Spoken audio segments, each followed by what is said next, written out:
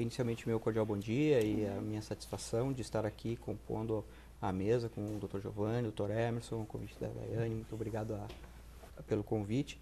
E cumpre dizer, nesse sentido, do principal problema que os empregados enfrentam no dia a dia, está na falta de credibilidade, confiança e conhecimento técnico para saber que aquela marcação feita naquele momento, naquele relógio de ponto eletrônico, vai refletir diretamente no seu pagamento mensal de salário, ou seja, que ele vai receber aquela hora extra e que aquela jornada efetivamente vai estar computada lá.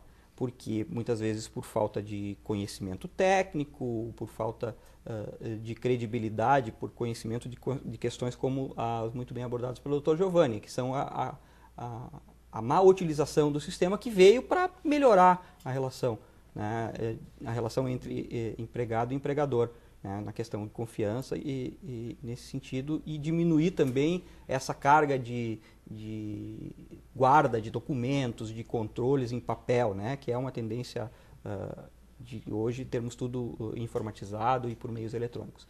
O que é o grande temor, assim, o que se observa, do pouco que se sabe, porque ainda não está em aplicação, né, são algumas possibilidades de inversão de valores ou princípios aplicados hoje no direito do trabalho.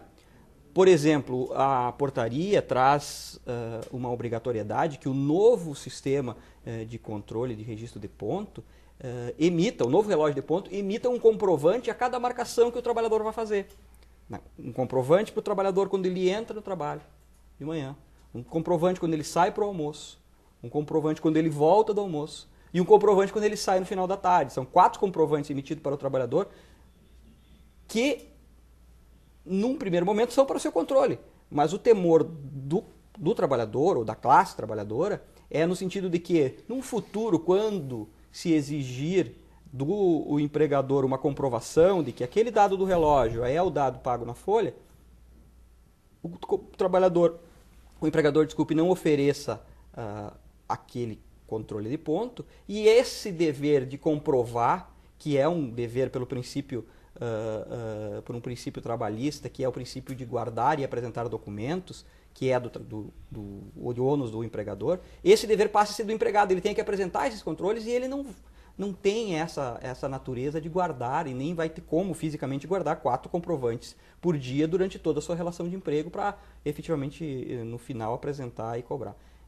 E conforme a portaria, não pode ser por dia esse comprovante, tem que ser os 4 mesmo. Na verdade, cada marcação sai um comprovante que é similar àquele que quando se compra no cartão de débito ou de crédito, logo no início, se você me permite, logo no início, as classes dos empregadores, inclusive nas demandas judiciais que promoveram, uma das alegações é que essa marcação influenciaria de forma ruim o meio ambiente, né? Negativamente o meio ambiente.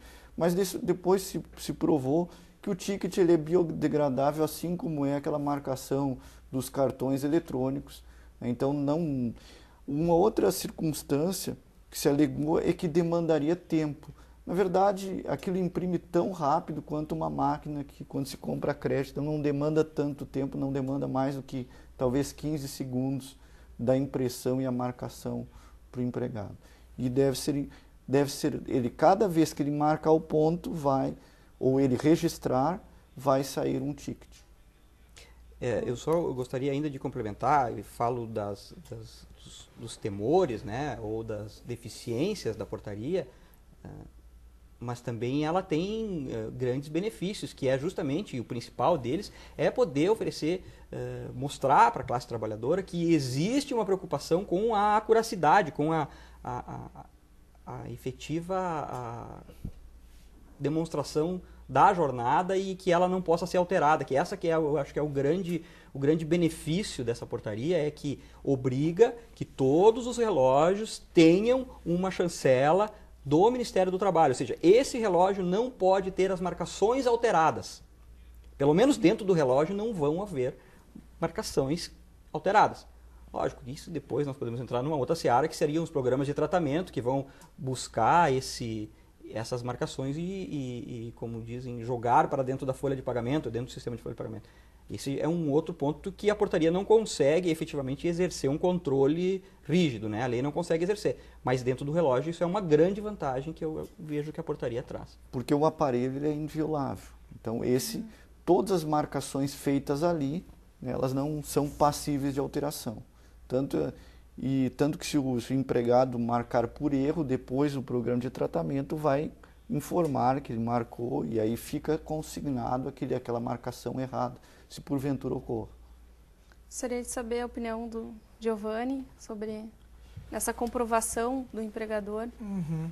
Não, na verdade, assim, a iniciativa do Ministério do Trabalho é muito interessante, porque, de fato, ultimamente até eu não tenho visto isso tanto nos processos, mas há coisa de 4, 5 anos atrás, numa outra localidade em que eu trabalhei, havia um grupo grande, né, uma empresa que tinha um certo porte e que foi constatado que havia alteração de ponto, de jornada. As pessoas chegavam às 7h30 e o ponto registrava que começava a trabalhar às 9h.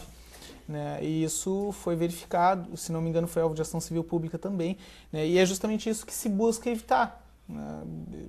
Acho que ninguém se opõe que os empregadores aufiram o lucro que lhes for possível, né? Mas que isso não seja feito à custa dos empregados, né?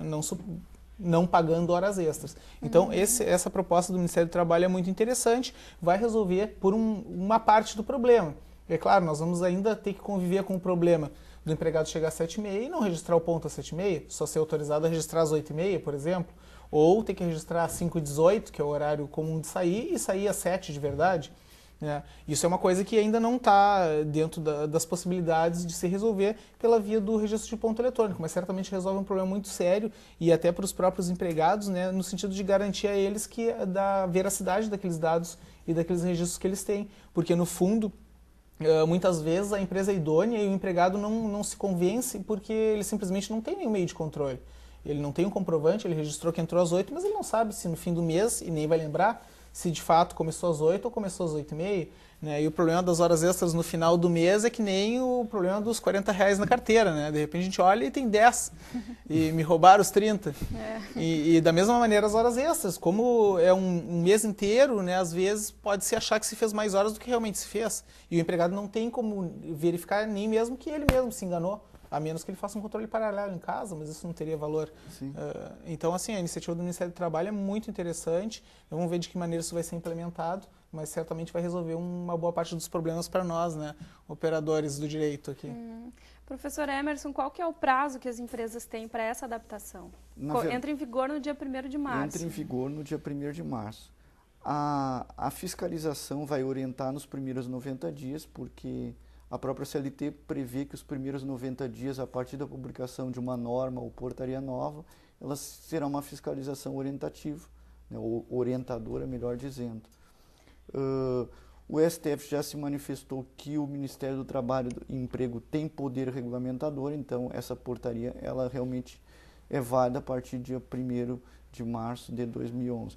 Mas até complementando as palavras do Dr. Giovanni e do Dr. Álvaro, nós constatamos na internet que tinha empresas que vendiam relógio de ponto ou sistema de crédito de ponto que faziam propaganda assim: pague horas extras que você quiser aos seus empregados, ou pague quantas você quiser. Né? Ou seja, e eles forneciam informações e possibilidades de alterar da forma que queria o registro de ponto. Né? O que não é, o que a CLT já não previa. A CLT previa, o interesse da CLT e da norma trabalhista é que realmente a jornada efetiva seja marcada. E como o doutor Álvaro falou, eram bilhões de horas extras que o empregado muitas vezes deixavam de receber, que por sua vez o governo deixava de arrecadar através da contribuição previdenciária, né? O fundo de garantia para o empregado que perdia, para o governo que utiliza saneamento básico e infraestrutura urbana durante a contratualidade. Então todos perdiam, além da ausência de credibilidade do registro de ponto. Então essa é uma das mudanças que vai passar a valer a partir do dia 1º de março de 2011.